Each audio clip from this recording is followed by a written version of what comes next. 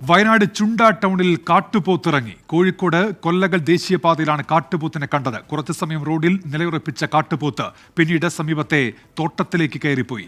സുർജിത്ത് അയ്യപ്പത്തുണ്ട് വയനാട്ടിൽ നിന്ന്. സുർജിത്ത്, വിവരങ്ങൾ.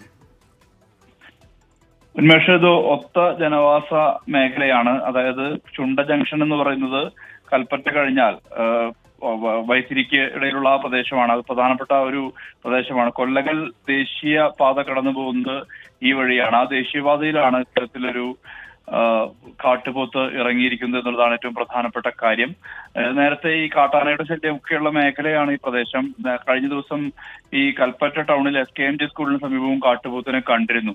അതായത് വന്യമൃഗങ്ങൾ കാടിറങ്ങുന്നത് തുടർച്ചയാകുന്ന ഒരു പശ്ചാത്തലമുണ്ട്.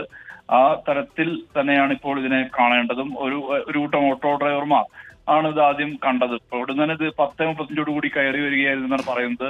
പൾസ് പ്രവർത്തകർ, അതായത് ഇവിടുത്തെ വയനാട് ജില്ലയിലെ സന്നദ്ധ സംഘടനയാണ് പൾസ്, അതിന്റെ പ്രവർത്തകരാണ് ഈ ദൃശ്യം പുറത്തുവിട്ടിരിക്കുന്നത്. എന്തായാലും അല്പസമയം മുമ്പുണ്ടായിട്ടുള്ള ഒരു കാഴ്ചയാണ് ഈ കാഴ്ച. എന്തായാലും കൽപ്പറ്റയ്ക്കും വൈത്തിരിക്കും ഇടയിലാണ് ചുണ്ടൽ പ്രദേശം. അവിടെയാണ് ഈ സംഭവം ഉണ്ടായിരിക്കുന്നത്. അല്പസമയം നിലയുറപ്പിച്ച കാട്ടുപോത്ത് പിന്നീട് നേരെ തേയിലത്തോട്ടത്തിലേക്ക് കയറി പോവുകയാണ് ഉണ്ടായിട്ടുള്ളത്.